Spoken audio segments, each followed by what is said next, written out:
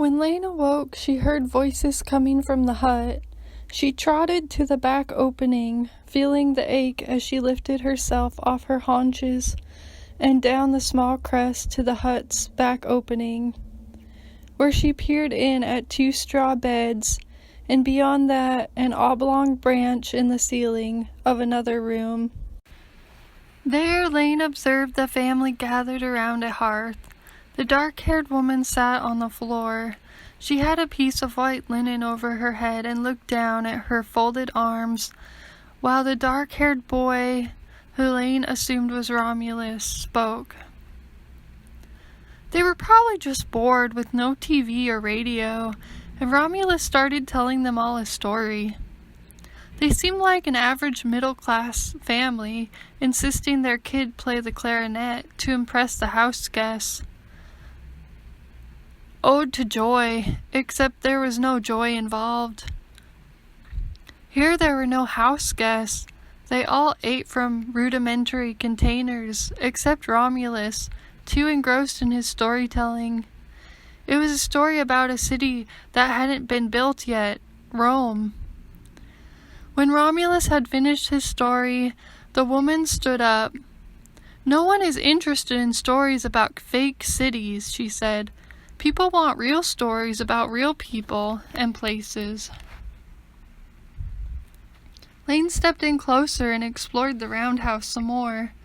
Where she stood must have been Romulus and Remus's sleeping place, at the other end of a movable screen.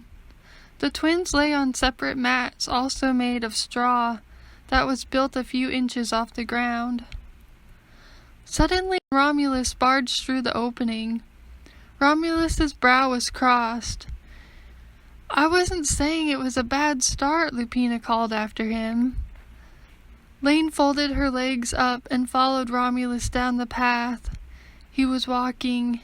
He had an unexpected temper just like she did, and she saw the anger in his face. They moved past the drinking oxen released from their harness, and the plow, back through the thick brambles. Romulus climbed onto a structure that must have been a cistern, and sat with his legs dangling over either side of the cistern's round arch. Laine sat next to him. They were sitting together just like her and Pete used to sit on the back of Mom's porch. Romulus was crying and wiping his snot, with the cloth tucked over the arm of his tunic, going into his belt and trousers. He had on a wool cloak. He, like Laine, seemed better able to understand his circumstances through storytelling. It was really the best way for them. Because Mom had made a similar response when Laine read some of her modern legend, Laine understood how he felt. From the small amounts of poison he'd been feeding his whole life, his city vanished to dust before it even got off the ground. Good thing he had not read the part to them about the city budding into the greatest empire of all time. Only Laine knew what the city really was, and the future generations that would enjoy its vibrancy. Even its ruins would remain an emblem of its vast power. What he was envisioning was amazing. She saw in her mind's eye the remains of the Palladium, a rambling palace of future emperors forming the Forum, the most active network of imperial discussion. She wished she could tell him how powerful he would be and get rid of his doubts. If she could talk, she'd been like, "You kidding me? Forget about it." From a marsh that extended between the hills, ancient Rome's government would spring up like a lotus flower in the dirt. Similarly, Romulus's mind, plagued with doubts and fears, knew only an inkling of his true power and potential. She wished she could tell him more of what he would do. If she could talk, she would have told him how important to history he'd be. Laine saw Remus walking out on the road, turned to look at them as he left, and Laine made an animal noise. "He gives out such bad vibes," she thought. "He's going to town," Romulus said, "to do his training." It was like he didn't have to tell her. She knew already. It was almost 3 years earlier that Remus went up to court and started to train there. Romulus was left at home to do the chores, taking up more than his share. But he loved his family and wanted to help them and his brother to get ahead. He had his own way of working on his writing at night by candlelight. And though his family didn't support what he was doing, they didn't refuse it. Mostly they just didn't acknowledge it.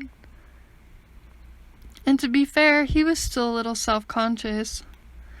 They seemed to lose faith in him and what the prophecy said, and grew in favor of Remus when he joined the court. Now that the twins were nearing 18, almost ready to go off on their own lives, Romulus wondered what would happen. He felt just how much his twin had grown apart from him. Romulus's life changed when he got to learn the letters of a language that not many had the patience for. He later started to write his own imaginings and finally settled on the great empire he wanted to build. He started copying scrolls and sharing them with the learned men and traders, embracing them, handing them out, going over them 100 times or more, and delivering them to town. He deciphered old scrolls and found many things in them, full of wonder about animals and land and people, all working in unison. Romulus was speaking directly to Laine now. It surprised her. "It must have been pretty uncomfortable for you to want to get up and leave your family and start all over again. I feel that way sometimes too, like I'm in the wrong place. That's why you're the only black sheep, isn't it? You didn't start out in this herd. You must have come from somewhere else. That's why I haven't seen you before. I'm glad you're here now. I feel so connected to you." Laine sneezed, and a bunch of red chalky earth fell from her. She tried to speak back, but she couldn't.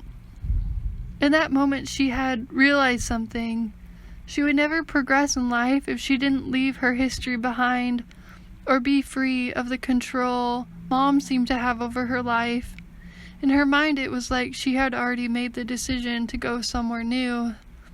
Grad school or somewhere. It didn't even matter where. Just somewhere to start afresh.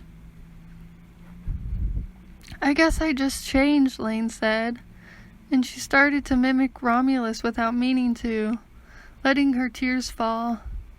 "I felt like I was supposed to live my purpose, even though I didn't exactly know how it would turn out. I knew it had something to do with communication and the arts. That's why I left. I felt like I couldn't accomplish what I wanted where I was." Romulus was blinded by his love for Remus, like Laine was for her family. Remus was the only blood relative he knew and had traveled with him in the basket when they were found by the she-wolf so long ago. He was still wrapped up in the more humble dreams of his pastoral life, finding love, loving his family, to see the wool that had been pulled over his eyes, to understand his true calling. Perhaps it was not Laine's destiny to live in the small town she'd grown up, collecting firewood from the same forest in the same old blue Chevy. She decided from then on, wherever Romulus went, she would go too. Like Laine was his lamb and Romulus was her Mary, and the whole rest of the world be damned. She kept singing, "Mary had a little lamb, little lamb, little lamb. Mary had a little lamb." Thanks for watching my video, guys. I'll be back with another video next Wednesday. Until then, ciao!